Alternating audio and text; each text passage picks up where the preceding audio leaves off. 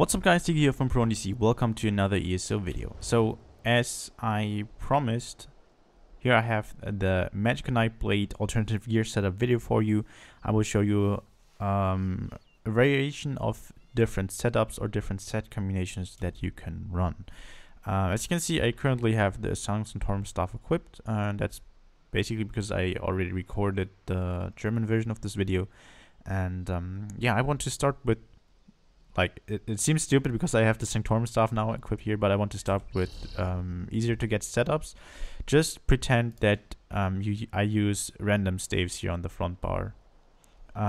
So a really easy to get set is the Julianos set. So Julianos gives you spell crit, Magicka spell crit, spell damage. A really cool set.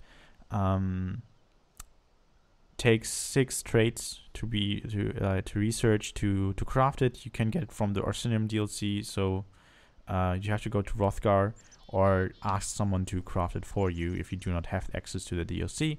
And then yeah, you can just wear 5 body pieces and combine it with the monster set. So basically what I want to show you now is a 5 set piece combined with the monster set, and then either a 4 set piece with the Maelstrom staff or just regular willpower jewelry with 2 random staves.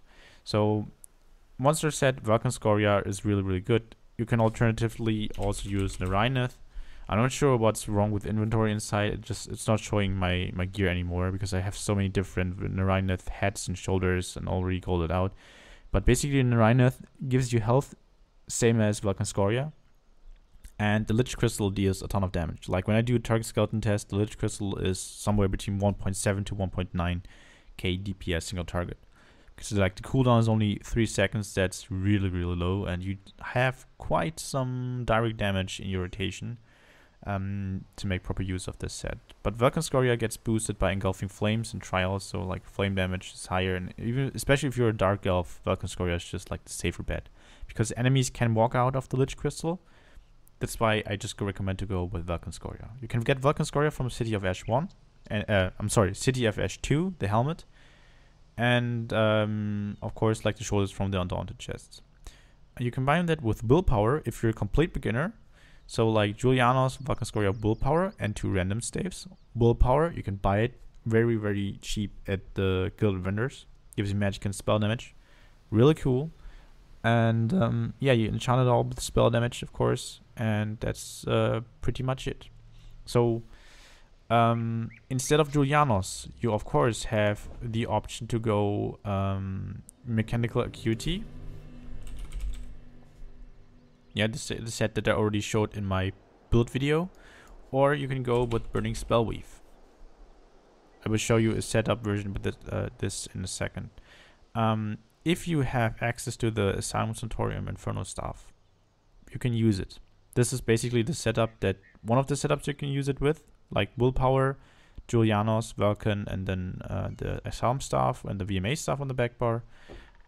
If you want to use Burning Spellweave 5 pieces on the body, what I usually combine it with is Infallible Other. So usually I run it like this. You can see you have a little bit less Magicka. Let's actually switch the bars again. Because if you play with the Silence and Torment stuff, always keep in mind that you have to use different skills in a different bar layout. Because you want to have a siphoning ability on the front bar, otherwise you do not get the 8% max Magicka. You need a siphoning ability slotted, and you need a destruction staff ability on both bars. So yeah, so you have to switch your bar setup, and that might cause some issues with rotation. So just put that away and get funnel back here, and yeah, because I prefer funnel health rotation. So this is one of the setups that I used in BA's hard mode for a while, and I got some really good results with it. However, I always think just running with the monster set limits your DPS a bit. I think the non-monster set setups are a little bit stronger. You can also, if you only have Infallible Ether as one of the raid sets, you can also combine it with Julianos or with Mechanical Acuity. However, with Acuity, I always recommend to go with Moon Dancer instead. Okay, let's go with Moon Dancer, and then Mechanical Acuity So this, and this. So a QT 5 pieces, Moon Dancer, and you can see like we sit with this setup because of Vulcan Scoria, we have a little bit more than 17k HP, almost 70k on the back bar, and then 42.3k Magicka, 2.4k spell damage on buff. So that's one of the setups that we use, and that I also used in trials and in ESO Centaurium. It worked really well, same as Burning Spell Weave. However, I think that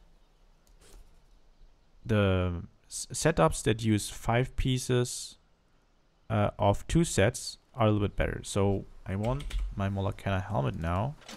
I want my Master Architect stuff now. So Master Architect, you can get this from Halls of Fabrication.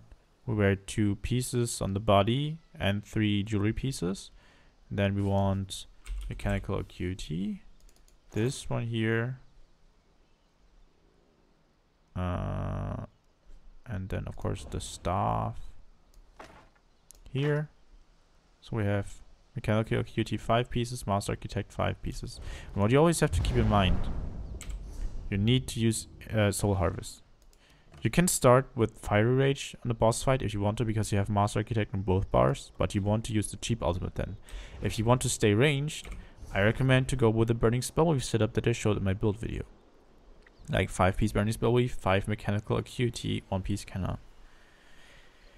With this setup, you also have the option, of course, to go with the ESO Centaurium staff. So we just equip this, and instead of the Magicka helmet, we just use the Mechanical Acuity helmet. So we can play like this, but we have to adjust the bars again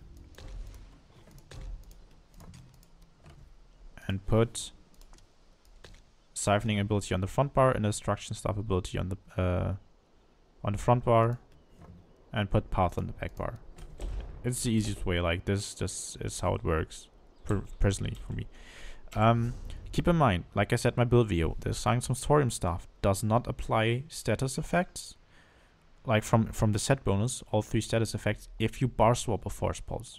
That's kind of an issue. So what I recommend, if possible, try to cast your Master's Resolve or your Crippling Grasp into a bar swap.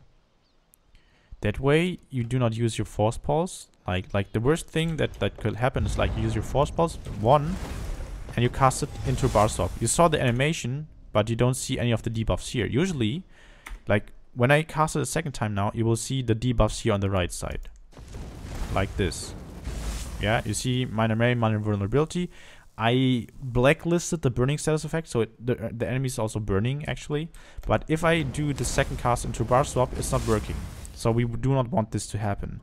So what I do is like cast this once, cast this, cast Blockade, and now you see I apply the status effects. That's really, really important. So you have to adjust your playstyle a little bit. I know there's some console players who just play it like this, you know, like cast this, cast this, cast this, and then keep casting stuff. Yeah, and play it like this.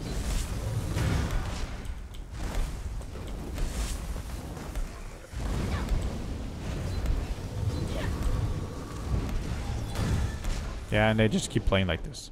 It's not what I really recommend, because I already said in the build video, you want to bar swap a lot to get more Berserker enchantment procs. But yeah, keep that in mind when using the Centaurium stuff, if you have it, of course. I'm so used to bar swapping a lot and using funnel health into bar swaps and stuff that I personally don't get really good results with the Centaurium stuff. It's just like a matter of practice for me. I could probably use this stuff, but I'm just so used to using the funnel health rotation that I personally do not really like this on the Nightblade. On all other classes, it's fine. On the Mech Sork, on the Mech Warden, it's fine. I really enjoy it there. But on the Nightblade, not so much. I think those are all the setups that I've tested. Yeah, if you have any more questions regarding the setups, just put them in the comment section. I'd be really happy to be able to answer your questions there. If you liked the video, make sure to hit the like button. If you just found this video and you're asking yourself like, where's the rest of the build? Go to my channel. The Magicka Nightblade build is already up. I uploaded the build video for the Magicka Nightblade for the Dragon Bones DLC for this patch already a day before this one.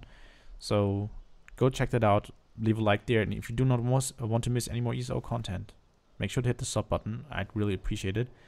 And yeah, I hope you tune in next time too. So see you then. Bye bye.